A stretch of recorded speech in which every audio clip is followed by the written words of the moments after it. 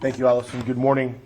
As you know, yesterday this department distributed a press release regarding the arrest of two subjects involved in a homicide from October of 2020. As a result of those arrests, we're aware that there's been a lot of discussion, questions, and speculation regarding its circumstance. So our goal here today is to try to clear some of that up and answer any questions you may have that have been left unanswered at this point. So a quick summary of the case. On October 30th of 2020 at approximately 9:30 a.m., a premeditated shooting occurred in the driveway of a residence located on the 1600 block of Eleanor Drive in our city. 30-year-old Ueta Jr. Muasika was shot execution style 14 times. He died at the scene while putting his 2-year-old son into his vehicle to take him to school. The young boy suffered a single gunshot wound to his face and has since recovered from that injury. After an 18-month investigation spanning multiple states, we are pleased to announce the arrest of two suspects responsible for this attack. Not only were these suspects lying in wait to commit this murder, they appeared to carry it out without any concern for public safety, our city, or any children present. Yesterday, with the assistance of the Charlotte-Mecklenburg Police Department in North Carolina and the Honolulu FBI Division in Hawaii, both suspects, John Talia Posse and Isaleli Mahi, were arrested for the murder of Ueta Muasika. Mr. Posse was arrested in North Carolina, and Mr. Mahi was arrested in Hawaii. They are both currently awaiting extradition back to our county. This attack was personal and targeted. We believe it to be related to the murder of Susan Tonga from a case in 2019 where she died in a fire that was deliberately set. Mr. Posse and the victim have known each other for over 15 years. Mr. Posse does have a criminal history and currently pending a firearm case out of Sacramento from an incident that took place just 2 months after this homicide occurred. Coincidentally, I've been asked to pass along that the San Jose Police Department are currently looking for Posse's younger brother, Ueta Posse, who is currently wanted on a no bail homicide warrant. Anyone with information regarding that case or the whereabouts of Mr. Posse's brother is urged to contact the San Jose Police Department. Now, obviously, I can't tell you how proud I am of the staff and detectives here who worked this case. It is an 18-month-long investigation, and I think not too long ago we were standing here in front of you regarding an investigation of a case, an attempted murder case that took place in 1989. These types of acts will not be tolerated in the city of San Mateo. They will be investigated and will continue to be investigated until we are able to solve them. And I think this is one example of the diligence and commitment of our investigators and staff here at the San Mateo Police Department, and I'd like to thank each and every one of them. In addition to thanking all of our amazing detectives for their efforts, I'd especially like to thank Senior Detective Nick Morsilli, who's here with us today, for his unwavering work in solving this case. We also can confirm that in December of 2020, there was a homicide at the Wells Fargo Bank over near the Hillsdale Shopping Center, and we can confirm that we have no information that links these two cases together. And the only reason I mention that is there's been some speculation on social media, and we've received some inquiries as to whether there's a connection between those two cases. Finally, we'd like to extend our appreciation to the San Mateo County District Attorney's Office for their assistance. We couldn't have taken these two individuals into custody without the help of the Charlotte-Mecklenburg Police Department, Special Investigations Bureau, Violent Criminal Apprehension Team, the U.S. Secret Service in Charlotte, Special Agents of the FBI with the Honolulu Division, Criminal Enterprise Squad. These law enforcement collaborations allow us to work together to capture our most dangerous criminals and make sure that they face the justice system. We thank them for all the risks they took and their willingness to assist us. I'm going to open it up to questions. I'm going to ask the gentlemen behind me who were involved in working the case to address most of those questions unless there's something I can answer for you. But that concludes our update this morning. Thank you for being here.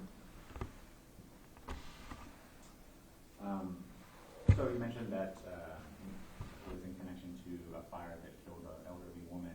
Why do they think that the man, Muasika, was involved with the alleged crime? Do you want to address it? Sure. I can't speak to the suspect in this case, why they thought that, but we do believe that played a role in the motive for this most current homicide. Can you say it by name? Yeah, it's Nick, N-I-C-K. My last name is Morsilli, M-O-R-S-I-L-L-I. In your title? Senior detective. Can you share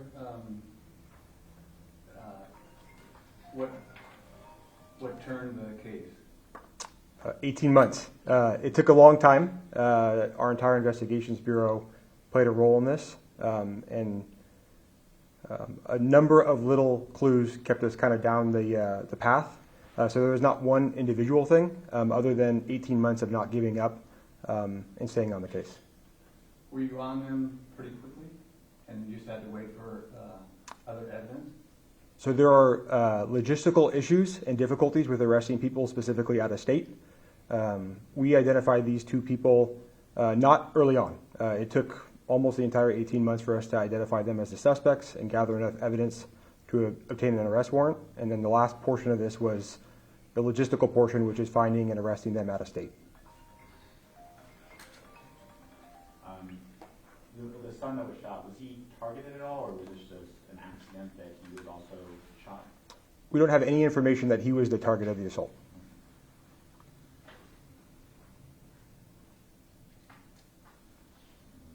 Do you have any updates on the Wells Fargo case that was mentioned?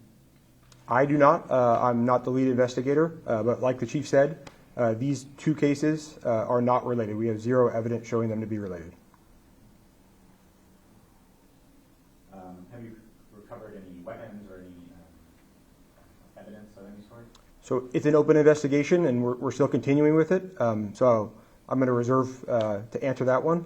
But we have gathered evidence during their arrests, and I'll leave it at that. Do you have any additional suspects or people that you are investigating further? The investigative process is continuing, but we believe we've arrested the two suspects responsible for this crime. Any further details on the alleged arson? That case was from February 19th of 2019. It has recently adjudicated through the court process. I think last week or the week before, an individual pled guilty to that crime. Beyond that, I don't have any additional updates.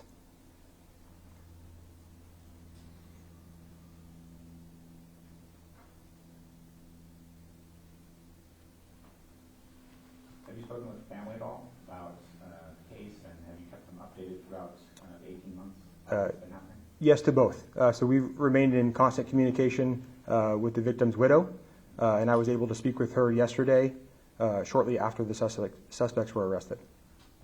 What was her mood like? Was she relieved? How was she feeling overall after the case itself? I think it's fair to say that she was relieved and emotional, but in regards to, she didn't share anything that she would like me to pass along today.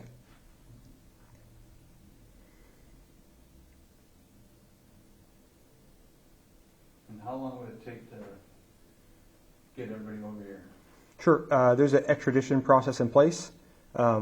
Typically, that takes anywhere between 30 to 90 days, and that's handled through our sheriff's department here in San Mateo County and the respective sheriff's departments both in North Carolina and in Hawaii. Do you have any information about, just the, where they've been living over the last 18 months? Has it mainly been here in the Bay Area at their residences here, or did they immediately go to Charlotte and Hawaii? The investigation revealed that they, each of them split their time. So they remain tied to the Bay Area here, as well as where we ultimately found them in Hawaii and in North Carolina. So you had great detective work. Was there help from the public along the way, too? Yes, the day of, the neighbors in the neighborhood were very helpful, and they started us along this long path. It did take a long time. And then San Mateo PD did receive a number of anonymous tips through both our tip line and phone calls that aided us in our investigation.